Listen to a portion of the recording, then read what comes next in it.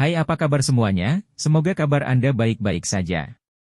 Terima kasih karena sudah memberikan support dan juga kesetiaan Anda untuk membangun channel Codot Film. Yuk kita lanjutkan alur ceritanya, sambil siapin kopi dan cemilan, setting suara volume full. Gasken. 039. Apakah ini yang seharusnya? 039. Juga. Mereka semua adalah dewa ular, bagaimana bisa jauh lebih besar dari yang lain? Masuk akal jika itu juga secara ajaib memperbesar dirinya seperti taring. Seperti Fang, ia dapat mengontrol kekuatan sihirnya dengan sangat baik, dan meskipun tidak sebaik Fang, ia juga memiliki kekuatan sihir yang sangat kuat. Pada saat ini, harap beri nama prajurit itu.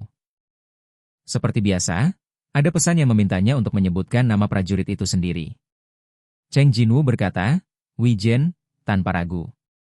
Apakah Anda ingin menamainya sesama? 039. Benar. 039. Dengan cara ini, sementara pasukan bayangan mengantarkan seorang penyihir yang kuat, ia juga memiliki pasukan ular.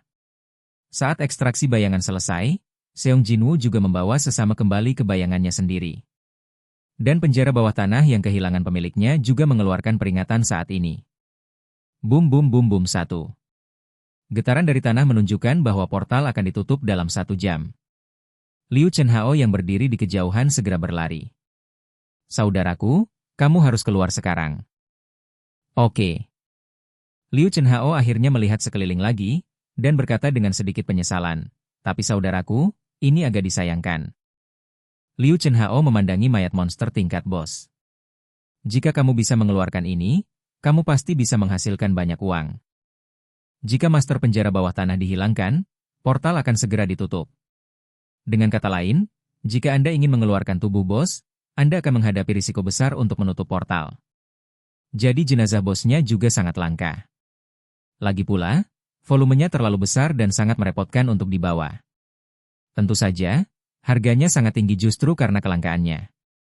Tapi Cheng Jinwoo tidak berpikir begitu. Kalau begitu keluarkan, apa masalahnya? Kuot, apa? Mata Liu Chenhao melebar. Kakak, bagaimana kamu mengambil ini? Apakah ini terlalu besar? Cheng Jinwoo tersenyum. Itu bukan masalah besar.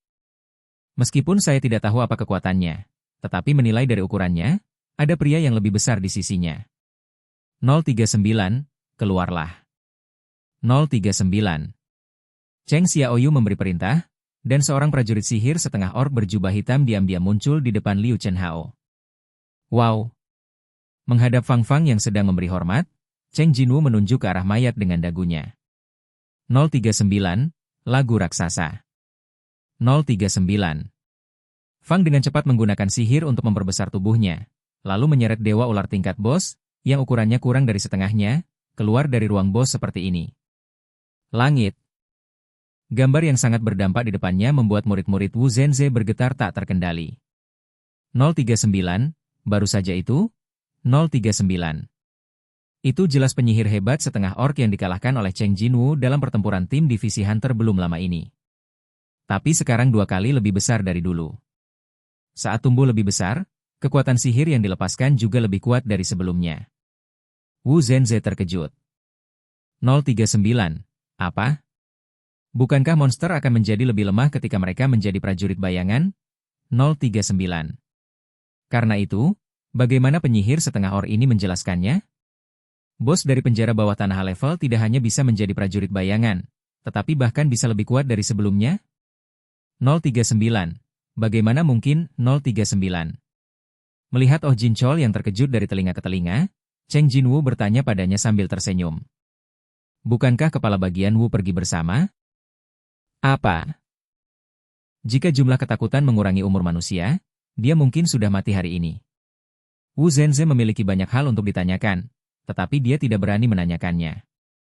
Dia sedikit takut, tidak tahu jawaban seperti apa yang akan diberikan Cheng Jinwoo. Wu Zhenze yang ragu-ragu akhirnya berbicara dengan kelelahan. Ayo pergi. Saat Cheng Jinwoo keluar, para wartawan melebarkan mata mereka dengan tak percaya, karena mereka masih berpikir untuk pergi makan siang tadi. Apa? Ini sudah berakhir? Bagaimana bisa? Belum 3 jam? Apakah Anda sudah menyelesaikan penjara bawah tanah level? Semua jurnalis memikirkan hal yang sama. 039, ini berita besar, 039. Para reporter memegang kamera mereka dan bergegas ke portal, takut membiarkan Cheng Jinwoo pergi. Tapi para pemburu dari bagian inspeksi yang menunggu di samping menghalangi mereka tepat waktu. Kuot, minggir. Saya akan datang untuk wawancara. Saya akan mengambil gambar saja. Jika saya dipecat karena tidak mengambil gambar, apakah Anda akan bertanggung jawab? Kenapa tidak difoto saja? Kenapa? Tepat ketika para wartawan beradu kecerdasan dan keberanian dengan para pemburu dari bagian pengawasan, tiba-tiba terdengar ledakan. Itu seperti suara keras ketika sesuatu yang besar dilemparkan ke tanah. Apa? Seorang reporter tidak memegang kamera, dan kamera di tangannya jatuh ke tanah tak terkendali. Reporter itu sepertinya tidak menyadari bahwa kamera jatuh ke tanah, dan dia menunjuk ke arah port teleportasi dengan jari gemetar. Lalu, di sana, tepatnya, itu menunjuk ke monster besar yang menakutkan yang keluar dari portal. Cepat, lari. Tidak, cepat, cepat. Apakah kamu menangkapnya? Kuot. Ya, aku mengerti. Para reporter tidak lagi berkerumun, tetapi buru-buru mengangkat kamera mereka dan menekan tombol rana. Meski takut diserang monster, para reporter terus memotret seolah-olah kehilangan jiwa. Klik klik klik klik klik 1. Fang Fang dengan serius menyeret mayat zombie keluar dari portal, dan setelah merasakan pemandangan di belakangnya, dia berbalik. 039. 039. Tidak hanya wartawan, bahkan polisi, staf asosiasi, dan bahkan orang yang lewat pun berhenti untuk melihatnya. Fang Fang menggaruk kepalanya karena malu setelah menatap tanpa henti. Arti bab 150. Seorang pria telah menyelinap ke rumah sakit besar.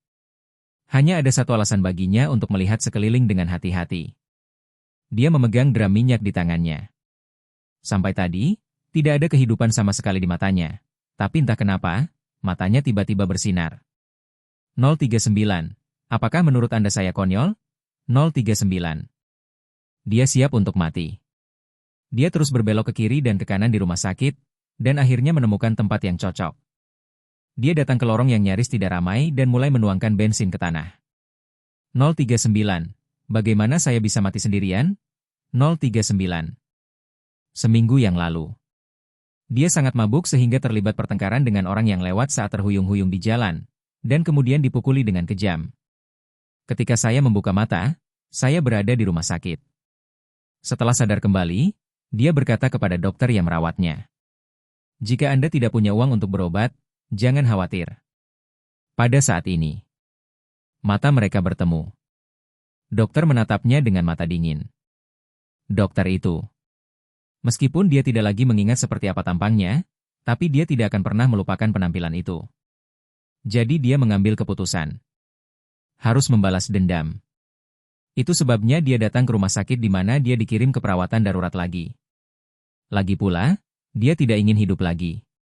Dia menaburkan bensin di setiap sudut rumah sakit, dan akhirnya menuangkan sisanya ke kepalanya. Ayo mati bersama. Suaranya penuh kebencian.